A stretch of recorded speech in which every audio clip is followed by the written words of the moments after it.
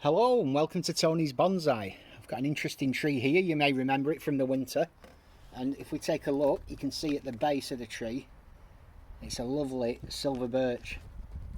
So it's got that lovely silver bark to it, and if you look at the branches, these were quite heavily wired into a windswept style, so see how that's kind of turning over to the left. All these major thicker branches were worked in that way. Even up here, yeah, if you just rotate that round, you can see they're all moving across right to left. And what I've placed at the back here is a chopstick. And what I like to do is not put the chopstick at the front of the tree. I put the chopstick here where the wind is coming from. So all the wind is working its way from the chopstick through the centre of the tree. You just rotate that round now, Dad. Keep going. Keep going. Keep going. Yep. So what we're going to do now is just leave it there. I'm going to do some clip and grow pruning, and the idea of a birch like this is that it's got a kind of weeping windswept habit, and the way that I achieve that from here on, I could have applied more wire, so these branches could be bent into a downward position to make it appear like it's just weeping naturally. But the way that I'm going to do it now is I'm going to use clip and grow. So at a junction like this, I'll be removing that top piece of growth up here, there, and allowing this side extension there to come out. If you just get the scissors, Dad, and cut that top piece off. That's it. And it'll just be cut above the junction. Any dye back? Yeah, just leave, no, don't even bother with that. You can leave a little bit, yeah, leave a centimetre or something there.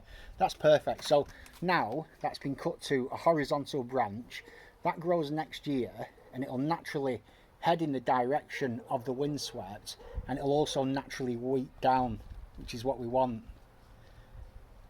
Even further, we could even go further back to some of these other ones, like this one here. Yeah, do that one as well. There. Yeah, cut that there. That's cutting this off now, the one we've just done. That's cutting off this one we've done, it'll cut all that off. Well, normally you wouldn't cut off work you've just done. However, this is an example where I prefer that lower piece. So we're gonna forget about the work we've just done, and we've now got this lower branch there, which is in a better position. Yeah, it's just in a more pleasing spot. So we're selecting each branch depending on how it fits in with the overall design. So not this one here. So that's a good example, that one. We've got a few to choose from. We could just choose that leaf there, but I would always rather choose a nice branch if possible. So I would tend to go for the branch there, that branch, and cut above that. So what we're going to do now is just work our way round the tree using this technique to try to develop the future of this sort of weeping windswept birch. That one? Let's have a look. Yes. That goes there, comes down.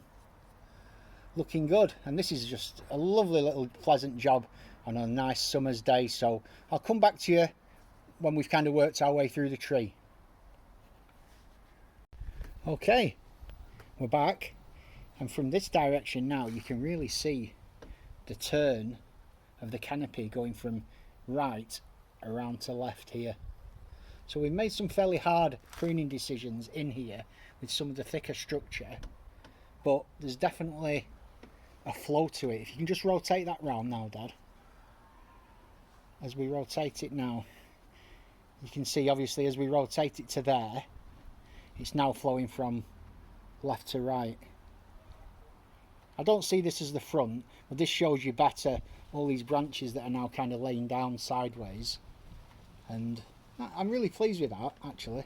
This just needs some time now to develop, another 6 months of healthy growth, and probably come back with a similar technique this time next year and just keep developing that sort of structure. Perfect, love it. Silver birch number 2, and we're starting off at the base here. It's a very distinctive root base to this tree. Look at those roots that come up, and it's got quite the curve. Sweeps way round, and I wired this within an inch of its life in the winter into the style of a tree that's been blown by a hurricane. I used stop motion, and it was quite an interesting little project. The wire's all been removed, and I need to now switch to clip and grow. So it's going to be very similar to the results of the last video, hopefully. I'm really pleased with how that turned out. So again, I'm going to be moving in, chopping some of these branches at the top, and just trying to get the flow of the tree again over to the left. So again, keeping these lateral branches going across there and removing these vertical ones. So I'll come back once I've been through all this foliage and taken it back. I don't need a marker for where the wind is coming from with this tree. It's quite obvious. It's blowing in this direction, which is the reason that the trunk is bending across in that way. So let's see you in 5. Well, I think this one's actually gone better than the first one, if I'm honest. Obviously we've still got just the same trunk, nothing has changed there, but what we've managed to do using some slightly harder pruning techniques is get some really nice movement up in the top that mirrors the movement in that trunk. So we've got it under here really flowing across, and I just love the top of that, how that snakes around. Yeah, that there works really well, and when you combine it together we've got a definite flow across as in the windswept style. So if you just give it a rotate, Dad.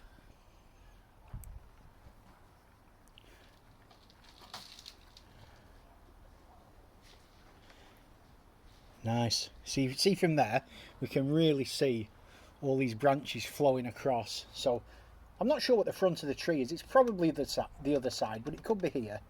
It comes up, around, and then we've really got that movement going out of the side. And it takes quite a long time working through the thought processes of which branches to select. But it's worth taking the time to get that movement, but also to develop the underpinning structure of the tree, which I think we've been really successful with here. So I'm very happy with that. And this just progresses now using more clip and grow again, this time next summer, and it'll just go from strength to strength as a bonsai. Now, time for my sister's beech tree. I'm switching from silver birch to beech now, and we're switching from silver birch now to beech. Love beech trees, and this one is my sister's, and I've asked her how she wants it styling, and she said she's not a fan of pads on trees, which I kind of agree with in many ways. So she doesn't want it to look like formal pads coming out all over the place. She likes the overall canopy and shape of a large mature beech tree, and she wants it as more of a structural piece. It's got a really nice base to it down there at the nabari. The trunk comes up, it's got some nice taper, and she even likes that bit of there's like a dead hollow at the top that's callousing over. Just spin it round, Dad. See you. Oh, it's there. That's it. So we've got a bit of something going on there. Nice upper branches. We've got a nice primary branch coming out. So I'm going to try to style this in the style of a large mature beech tree into the future. So let's get on it, and I'll come back to you in 5 minutes. Okay, the tree's pruned up. You can see the trunk line slightly better, although there wasn't really a problem seeing that trunk line. But if you have a look at the overall shape that I've gone for now, I've tried to round the top of the canopy off, as you would expect on a mature deciduous tree. So it's got that rounded canopy at the top. I've tried to improve the structure for ramification, so I'm cutting back to 2 branches where possible, and I've not gone for these big pads down the side. As you can see, I've kind of just tried to go for the overall feeling of a lone large individual tree, and I think it's coming along really well. It's very, very healthy, this tree, so this is going to bounce back very nicely in the spring. and it's going to look great in my sister's garden. She's very happy with it. Oh, that's it. Give it a nice slow spin, Jen. We can see from round here.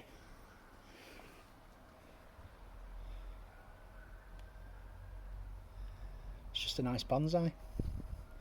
Not much more to add.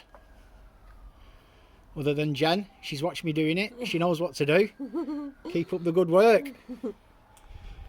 As always, thanks for joining me. Have a great day and I'll see you soon.